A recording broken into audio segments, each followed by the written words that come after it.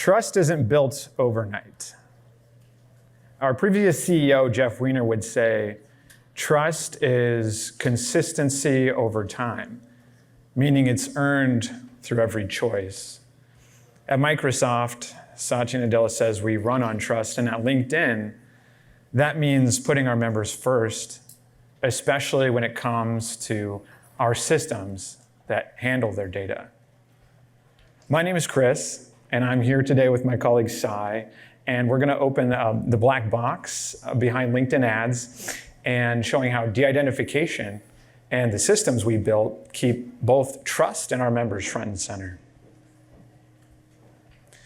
So here's a quick look at the rundown for today. Of course, we're going to give you a little background, give you some motivation about the things we built.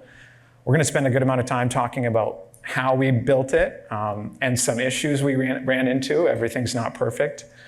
Then we're going to end with explicit details on some of the privatization mechanisms we employed and what we want to do in the future.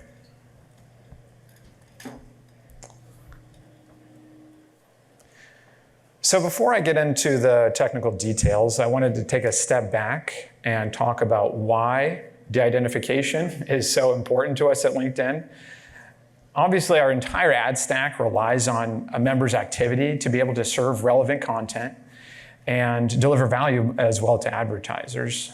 But at the same time, we have privacy regulations, we have platform restrictions, we have member expectations that are increasing, and that means we have a responsibility both to our members and to our business to do our best when it comes to protecting privacy.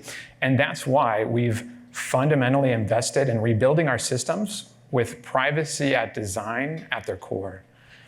And the main challenge that we faced and that several of you here face is finding the right balance between keeping user data private, secure, and still enabling the business to deliver value for our advertisers.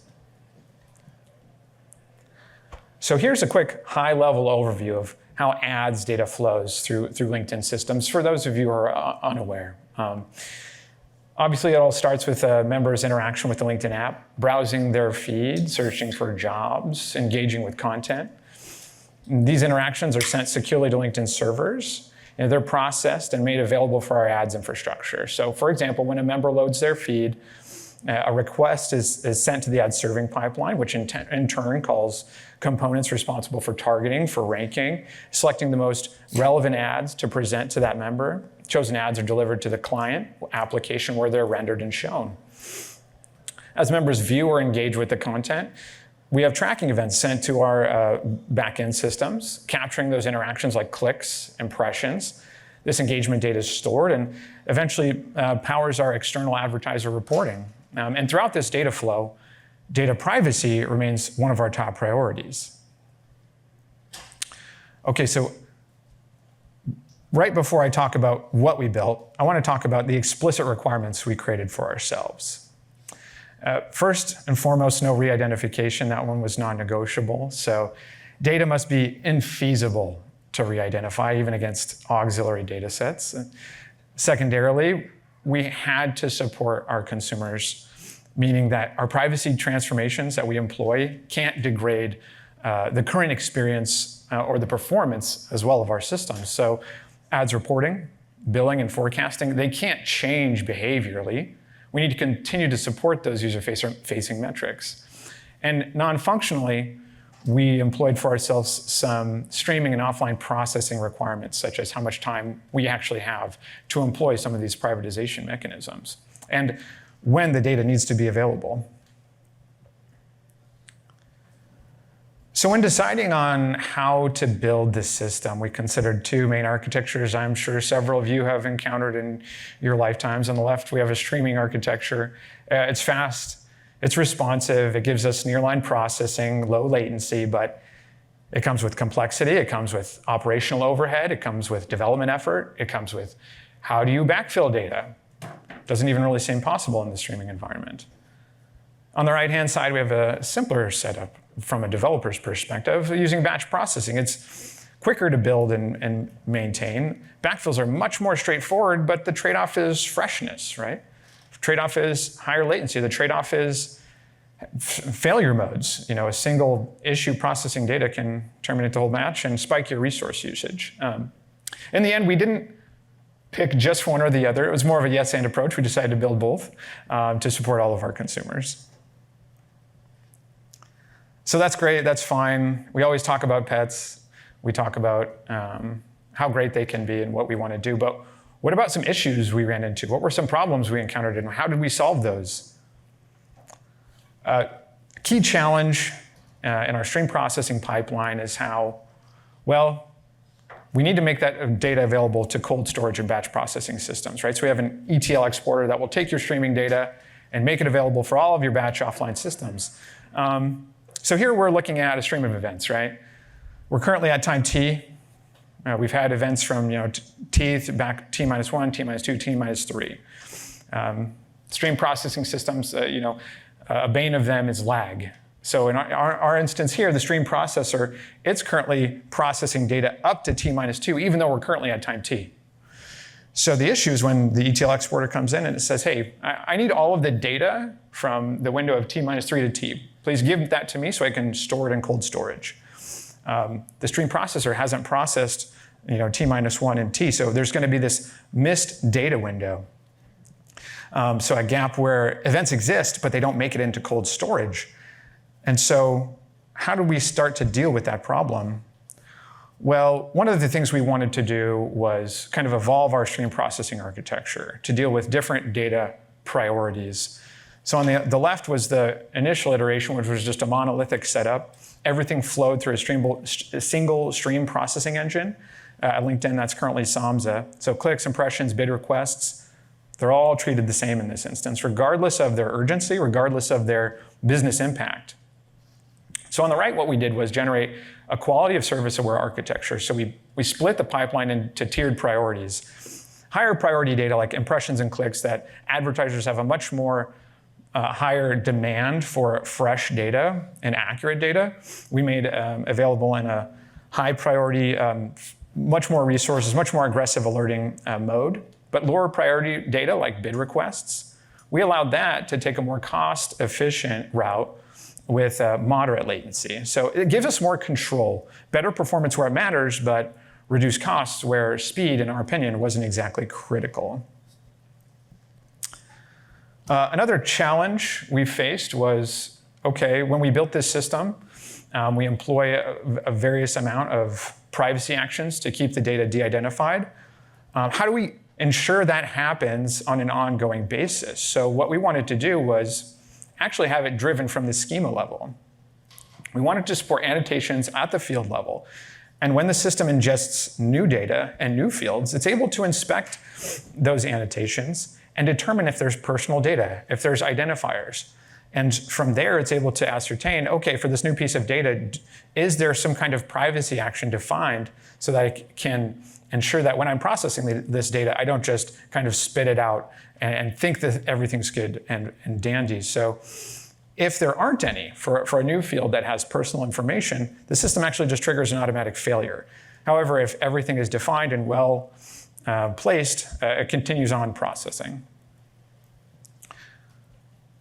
All right, so that's it for me. I'm going to hand it over to my colleague Sai. He's going to talk about privatization mechanisms. Thank you, Chris. So now I'm going to discuss the privatization mechanisms we apply to de-identify data. As Chris mentioned, recall that we're dealing with streaming data where we process each event independently. So the first thing we do is we look at each field in the data set and decide whether this is necessary downstream or not. So if it's not necessary downstream, in the spirit of data minimization, we just null it out. Otherwise, we further process it, and I'll tell you how. First, we look at whether it's categorical or numerical data. And for the categorical fields, we apply different techniques, including bucketing, truncation, masking, and so on, taking into account factors like what kinds of values the field can take, the range of values, and how are they used downstream for applications, the ones that Chris mentioned, like reporting, billing, and so on, and try to balance privacy and utility. In the interest of time, I'll not get into the details of those, but what I'll spend time talking on today is how we process the numeric fields. We apply techniques like differential privacy and cryptographic transformations, and I'll spend some time on that. So for example, I'll take timestamps. So there are different kinds of timestamp fields in ad engagement data today. For example, like the time of impression, how long the member spent looking at the ad, and so on. On first sight, you might think that, hey, these fields are innocuous. They're not going to really be helpful to re-identify the member who viewed the event. But then if you think about it a second more, you'll realize that if you join the ad engagement data with other data sets, one could potentially re-identify the member. For example, if you join with a member's profile data set that has fields like when did the member log into the app, how long did they spend on the app, or you join with third-party conversion events that tell you when did a member make a conversion, one could potentially do these complex joins and re-identify the member. We want to protect against such attacks, and to do so, one simple approach could be, let's just round the timestamp field. We'll round it to the nearest day, for example. But then the problem is this has a negative impact on the utility of applications like ad attribution and reporting. So to balance privacy and utility, as many of you might have done in your day-to-day, you would apply local DP, right? And to do so, for each timestamp field, we clamp the values within a reasonable range. For example, for like dwell time, which is how long you spent on the app, we clamp it to anywhere between 300 milliseconds to 300 seconds. And then using historical data, we bound the user's contribution. And finally, we add Gaussian noise. We use an epsilon of 4 to balance utility. And we further do some post-processing to account for downstream product constraints. We then show that this satisfies a formal metric DP guarantee that gives you stronger privacy protections for closer events and relatively weaker guarantees for farther events. For example, if you're thinking about user location, I don't really care if an adversary learns whether I'm in the Bay Area today or I'm in Los Angeles because they are miles apart. But then I wouldn't want an adversary to be able to learn whether I'm here at the Hyatt speaking today or at the LinkedIn headquarters a few miles away. So metric DP sort of gives you that good balance between privacy and utility, and that's where we went. Okay.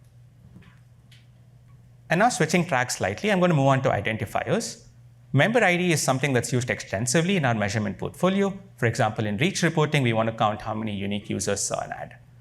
It's also present in other, not just ad, but other data sets, and used for other applications, for example, messaging, analytics for posts, and so on. So we want to prevent joining ad engagement data with these other data sets and re-identifying a member. And to do so, we transform member ID into a unique, stable, de-identified token. The principles we work with to do so are that the input ID should never leave the client or the first point of entry into our servers.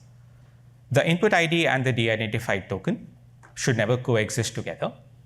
And finally, it should be infeasible to construct the de-identified token by any one single entity. We solve this problem using the cryptographic primitive of threshold oblivious PRFs, which have two nice properties. First is that given any input ID, it produces a pseudorandom string, and the secret key to generate the pseudorandom string is secret shared amongst different key servers. To leverage this primitive, our client produces a randomized encoding that protects the member ID. The key servers each individually operate on these encodings. And finally, an output server combines them to generate the de-identified token. In terms of architecture, we implement each of these servers as online gRPC services and use strong ACLs to protect the secret keys that they each operate on. And we demonstrate that this satisfies the non-functional requirements detailed earlier. The nearline SAMSA job that runs the de-identification calls these online APIs to finally generate the token.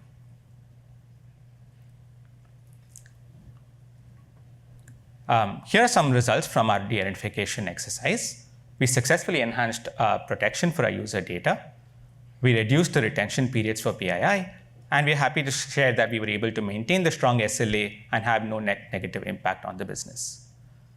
We were able to onboard several products, including ad reporting, reach, and billing, and we also developed a privacy monitoring tool to continuously measure the re-identification risk by comparing it with PII data.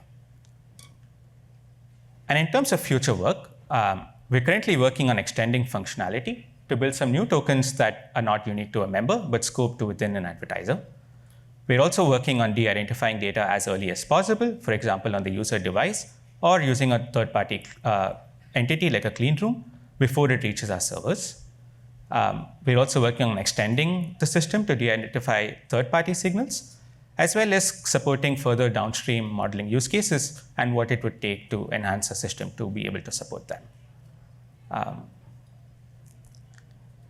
And as you would imagine, this took a village of people to build. It was not just the two of us, it's several people from various teams, and we'd like to thank all of them, including our colleague Vineet, who's here in the audience today. Thank you.